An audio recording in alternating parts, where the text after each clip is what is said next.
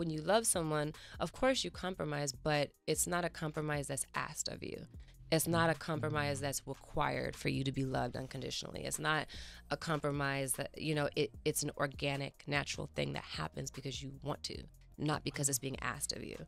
And so, and I'm so big on that, and I'm so big on, the idea of like, I don't want to change any part of who I am to make somebody else comfortable. Like, this is the shell it comes in. This is the spirit that it is. If there's any changing happening, it's because that's my evolution. And if that change is happening together, then that's our evolution, But I love just the idea that people should be free to be exactly who they are. What's up, world? It's your boy, Mike Muse. I've been a fan of hers for so long. We all know she's a talented actress, and we know how beautiful she is, but I've always just got this energy and vibe from her from the TV screen and Instagram that she's just cool, good energy. In my mind, she's a sage. In my mind, she's some Palo Santos. In my mind, I don't know, but I'm going to get the answers right now, right away. Ladies and gentlemen, Meagan Good. Hi. What's happening? Not much. Yeah, do you sage? It's funny. I do sage, but also I feel like, and I'm not sure if I had this right, but you're supposed to open the windows and doors when you sage, because then otherwise you're inviting spirits into your space when you sage instead of letting them leave. So you were absolutely right. And so I do that. And so when I sage, do my energy clear, and I open up my doors, right? And I say some mantras, and do my thing. And I do some incense, and I like some Palo Santos. Yes. I kind of figured that about you, man. You just seem so easy. Thank you. Where does that constitution come from? You know what? A lot of it is Jesus, and a lot of it is, my mom, and a lot of it is just being conscious of who I want to be and growing into that. And then also a lot of it's like child actor, where it's just like constantly being reminded to be humble and to be considerate and to be kind and to look people in the eye and all those things. And so part of it's just like embedded, part of it is who I am, and part of it is just who I work towards being every day. Do you think it has to do with family structure? Because you mentioned in childhood actor, I forgot about that. I forgot about how long that you've been working within this industry. And unfortunately, right now we're seeing, and I don't want to bring up any names into it, but individuals who were famous at a very young age who are struggling right now in adulthood. And so I've always been thinking about the family structure for those that are struggling. Yeah. And so for you, did you have that family structure that helped with that grounding? I think a lot of things contribute to that. For me, my mom and dad separated when I was 4. Yeah. So my mom did, most of the rearing, but my mom's phenomenal and my dad's phenomenal. But I think a big part of it is, yes, what your home life is like, but I also think it's how you perceive things. Like for me, I try to always remember that, I'm blessed to be here. Nobody owes me anything, and I feel thankful, and I try to be mindful that this isn't about me being a celebrity or anything like that. This is about, God using me however he wants to use me with what he has so graciously given me, and making sure that I never believe my own hype, that what I do for a living is not my identity. It's a part of me, but, it's what I do for a living. It's not who I am. And so I think being able to separate that when you go through those seasons of not working as much, or, you go somewhere and just last month they was letting you in with 4 or 5 people, and this month you're standing out there for 10 minutes. I think even that is, it's good. It's good for your soul. It's good to constantly be humbled and reminded, and to have perspective, because I think that when these seasons happen, if your identity becomes what you do, then you don't know how to handle, those seasons. And so, I love how you just said that. And I think there's something about probably why I was so excited to meet you, is that I've been meditating on that and reflecting on that. And particularly within this industry, no matter what area we're in terms of media and journalism, media from an acting perspective, I've always believed that everyone has a window. Right. And some people's window may stay open for a long period of time. Right. And some may close halfway. Some may just be very cracked.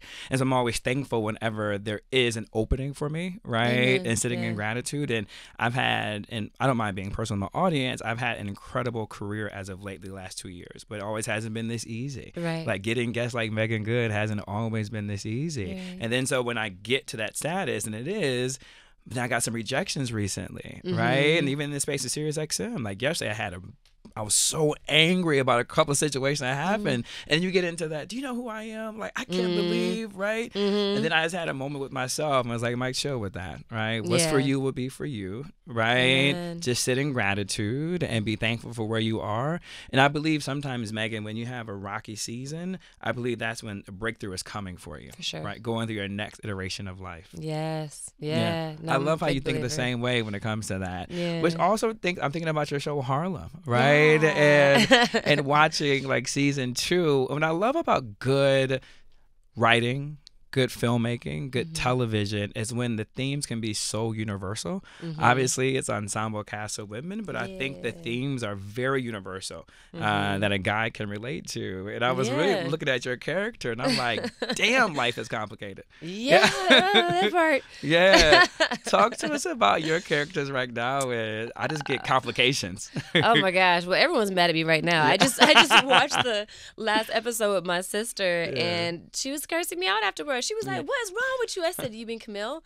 And she's like, "Girl, you better not have." I'm gonna wait till next week. I'm like, "Lamaya, okay, calm down." Hi, I'm Meagan. Right? That's Camille on the screen. That is her. But it's been good. That it's been wonderful to see people so activated and connected to the material, and people being able to see themselves in each one of these characters, and to have storylines that are not like caricatures. They're like real. The show, it's not just a funny comedy. It has heart, and it has substance, and it has real conversations that we're really having. And so I just feel really blessed to be a part of something like this, because it's like ideally everything that I want to do across the board. And TV for me, being the free spirited that I am, sometimes would really terrify me. I'm just like, ooh, that's such a big commitment. I don't know if I can do it. And I kind of just said specifically, I was like, all right, it'd have to be a cast that I love. It has to be something where I can still do drama, but I can still do comedy. And you know what? I want to do like some Lucille Ball, like physical comedy. And I want to,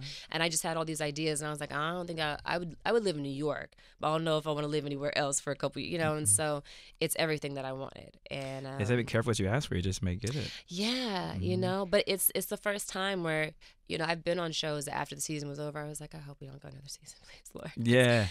And with this, it's such a happy home, and it's such a quality of life project. I want to come back to Harlem, but you struck me. You mentioned Lucille Ball. And I want to be very clear. I wasn't that familiar with Lucille Ball, the human and the person. I only saw her as I Love Lucy. Right? And it wasn't until the movie came out that I got a chance to see her and her range. I've never heard anybody mention that they wanted that Lucille Ball physical acting. What is it about Lucille Ball that you enjoy and that you're drawn towards? It's a freedom. I just feel like the freedom to see where the magic is, and the freedom to trust yourself, and to keep kind of like jumping off the cliff. Like, is it going to work? Is it not going to work? Let's just see. And I feel that with Camille. I feel a complete freedom to just try different things that I haven't tried before and just see what happens. And then, some of the things I do, I surprise myself. I'm like, oh, that was good. That was a good. I don't even know where that came from, but that was awesome. And I feel the just the freedom to let that happen and to see what else is going to come out of me. And that's a lot what I saw with Lucille Ball. I'm like, I know this is not scripted. Like, she's in there just doing what she's doing, or the words are scripted, but the physicality of what she's doing and how she's doing is all coming from her mind and her spirit. And so that's what kind of popped into my head. And I was just like, I love that. I also love the goofiness. Like, she's a beautiful woman, but just hella awkward at moments, and it was amazing. And so I was just like, I want to do that. Freedom. I want to lean into that just a little bit more. Do you always felt like you haven't been able to be free? Like, do you always feel like you like a certain type, and you've been maybe have a set character that you have to play when they see you, right? And you're always trying to break that mold of who that is. I know for me, I'm going through that right now, right? And so it's like sometimes some people just see me this way. I'm like, yeah, but I'm right? I'm not or. For sure, right? That part. And so I'm leaning more into homie, I'm and. Right? I can do a lot. Yeah. And I think that's what it is just, creating those spaces for yourself and constantly putting out there the different things. And I definitely felt like that in my 20s because, again, coming from being a child actor, everybody just wants you to be a cute little kid. And so I had to go out of my way to show people like, nah, she's an adult now. And then when I became the adult, I became like the sexy girl or the love interest or the girl next door. And then everyone's like, great, just do that. And I'm like, No, but I'm actually like funny too, and I'm also like have dramatic chops somewhere. I'm just like I'm a lot of different things, and I can be all those things at once. And so with every decade, I feel like I'm kind of recreating and redefining myself, and it's really freaking cool. I'm like, what's gonna happen next decade? Congratulations, man, on that. Thank you. But I think also too, we're talking about it, and I'll lean on my side first. You don't think this is a gotcha kind of moment, but I think there is difficulty, at least for me, and I had to seek therapy of the applause, right? I had issue being seen as this greatness. Now everybody thinks I'm Denzel with my looks and Brad Pitt, all that kind of stuff, but no. But for me, I had an early success, and I used to get awards, Meagan, and I would go to these galas and my tuxedo, and I used to be so lonely and sad, right? And I was like, I can't do another speech, right? And I was just like, I'm not this great, right? And so I struggled with the applause. So I struggled with the recognition, and I think people forget that. No matter if you're beautiful and you're always told you're beautiful, you're smart, you're always told you're smart, doesn't mean you don't struggle, right? And that you still don't want other, right? And to break away from that freedom. Yeah, I mean, I try to do basically what you just did, which is, because it's so multi-layered, I just try to be transparent, and always authentic and not afraid to show vulnerability or not afraid to say, it's a season where I'm struggling a little bit or hurting a little bit or still figuring some things out or whatever it may be. But I think there's a blessing in even that, because then you give other people the permission to do the same and to understand that we all are figuring it out and nobody's perfect and it's such a journey. And then you suddenly become a lot less alone. Yes. So I just try to do that and go as the Spirit leads, and never be embarrassed of any part of my journey. It's my journey, God, I love this interview, right? This conversation right now that we're having. With your character, Camille, what I love is that she's an adjunct professor, right? And we don't get a chance to see that for Black women and just for Black individuals, seeing the full range. Now, that's what the greatness about the ensemble cast, is that every character has range. How have you enjoyed diving into her world as a professor in anthropology, which I love that word, anthropology, right? And the whole movement of anthropology. It's so crazy because there was so much I didn't know. It was kind of like when I did Stomp the Yard, I didn't go to college. So I was already like a working actor on Nickelodeon and Disney and stuff. So I had to learn like the world of the Black universities and the history and who went where and, what that means and what the letters stood for and all of that. And so it was very much like that for me when I came into playing Professor Camilla Parks, because I was like, so what's an adjunct professor exactly? And I was like, so then what does that mean when you do your thesis? And I was like, okay. And I was like, so then when you become an expert on it, like your idea, like there was so much to me that was absolutely foreign that I did not know. And so it was fun to really like learn and investigate that and then decide like, okay, based on this information, who is she inside, beyond what's on the page? How does she feel? What does she want? How does she process things? Like all those things. And so it's been really fun to explore her. And it's funny that her, as much as she is a professor of anthropology and her love life is a shit show. Yeah, so, it's trash. Yeah. Right.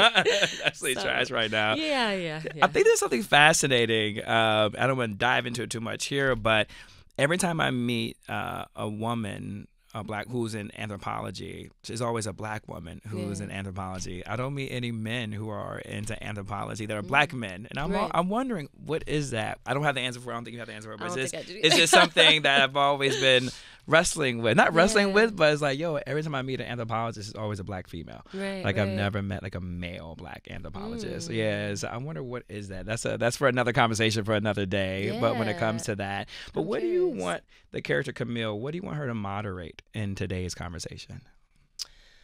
Ooh.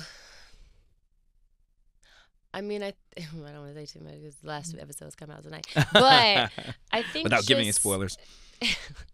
I think just navigating relationships, because they're just so complicated and layered and interesting and beautiful and painful and all the things.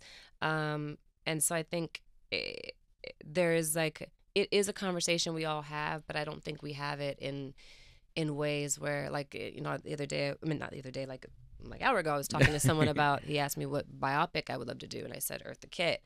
And I was saying, because I really love, you know, how she viewed love and relationships, which, you know, she talked about like, oh, to compromise for what, for who, you know. And the spirit of what I got from that is that, you know, when you love someone, of course you compromise, but it's not a compromise that's asked of you. It's not a compromise that's required for you to be loved unconditionally. It's not a compromise that, you know, it's an organic, natural thing that happens because you want to, not because it's being asked of you. And so, and I'm so big on that, and I'm so big on, you know, the idea of like, I don't want to change any part of who I am to make somebody else comfortable. Like, this is the shell it comes in. This is the spirit that it is. If there's any changing happening, it's because that's my evolution. And if that change is happening together, then that's our evolution, you know?